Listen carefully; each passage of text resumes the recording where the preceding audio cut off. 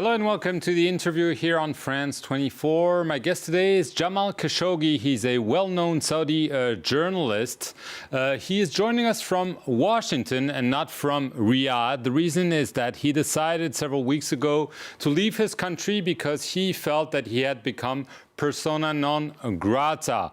These have indeed been very unusual times in Saudi Arabia. In addition to squaring off with Iran, waging war in Yemen, igniting a diplomatic crisis with Qatar, and meddling in Lebanon, Saudi Arabia has witnessed an unprecedented event. Dozens of princes, ministers, business tycoons, media moguls were arrested in what was officially presented as an anti-corruption operation. One man is behind all those events, and he is not the king. It's his son, the crown prince, the 32-year-old Mohammed bin Salman, known as MBS. A very simple question for you, Mr. Khashoggi. Do you really believe that this was indeed an anti-corruption operation, or that there was something else behind this wave of arrests?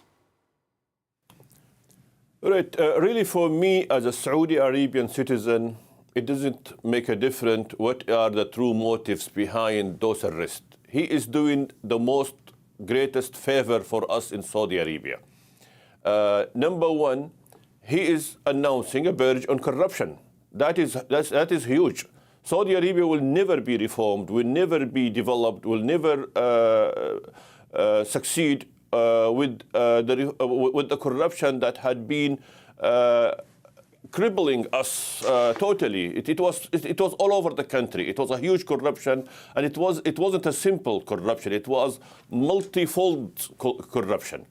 The other thing he is doing, and he will benefit the Saudi people with it, he is downsizing. There are rumors that he has plans to downsize the number of the royalties. And but with the Persian corruption on royalties, he immediately curbed the influence of the royalties who were acting like little kings. We in Saudi Arabia had about 10,000 royalties who were acting around us like little kings. That affected us very much, affected the development of Saudi Arabia, and affected total equality, of course. So on those two fronts, he has my support, even here from Washington and persona non grata, as you put it. But at the same time, I wish he would have a better economic advisor who will guide him in how to conduct this purge on corruption without destroying the private sector of Saudi Arabia. He must distinguish between the wealth of the royals, who was taken from the public budget and from all the people's wealth illegally, and the wealth of the private companies. The private companies, they were involved in corruption, but we should give them the benefit of the doubt that they had to be corrupt because the royals made them corrupt. A section of their money should be taken back to the national treasury, the national budget, but those companies must survive, must continue under a new system, under a more transparent system. Let me ask you, because you wrote recently that Mohammed bin Salman is acting like Vladimir Putin, and it's not a compliment as far as I understand, because some are saying that's actually not an anti-graft operation. This is a power play, that he's essentially pushing rivals aside. Among those who were arrested, there was Prince Miteb bin Abdullah, who was the head of the National Guard. So some are saying, actually, it's not about corruption. It's about seizing power and becoming the de facto king of Saudi Arabia. Yes. Actually, I wasn't. I did not make a decision that he's like Putin. I was questioning whether he will be like a Putin or like the Chinese premier or even an Angela Merkel. This has to be seen. I rule out the concept or the allegation.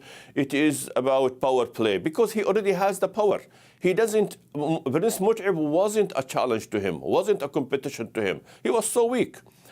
He's already in the throne. Many people argue that he is doing that to get in the throne, while in reality he is on top of the throne right now. So I will go back again to my analogy as a Saudi citizen. I like what he's doing, and he should continue in his purge on corruption and the purge on royalties' influence in the kingdom. But when you compare him to Vladimir Putin, what do you have in mind? The one-man rule, essentially, right? Yes, that's yes. a problem for you. That is what I'm fearful of. It is becoming a one-man rule. He has a control on everything. He is creating an environment of intimidation and fear. Saudis are being silenced. Things are not being transparent. And that is not a good recipe for reform in Saudi Arabia. And he needs to do something about that. Right.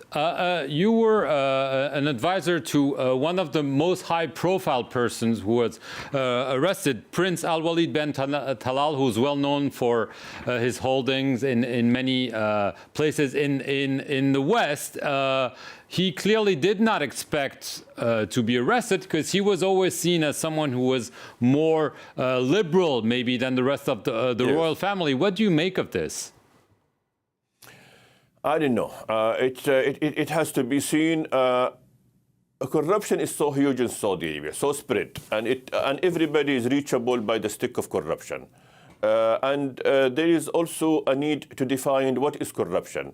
Exploitation of power is corruption, and royals do exploit their position as royal to grant more favor from the government.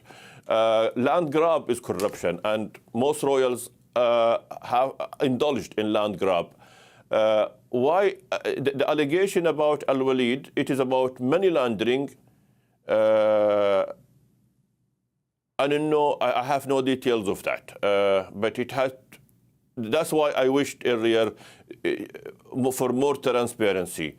In a situation like that, our Attorney General should at least come out once a week to speak to the Saudi media.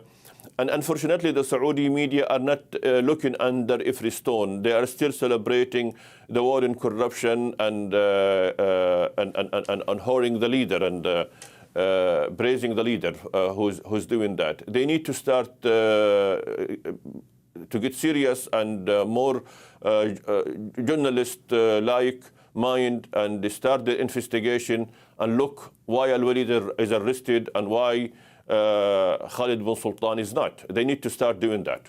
Right. The prince also said recently he wants a more moderate Islam. You've had your problems with several Saudi finance outlets because you expressed such views. Do you really think that's what he wants? Because he realizes that Saudi Arabia has this big problem internationally with Wahhabism. Yes. There is a need to have a discourse in Saudi Arabia about what does moderate Islam means, but there is no environment for any open discourse about any topic in Saudi Arabia.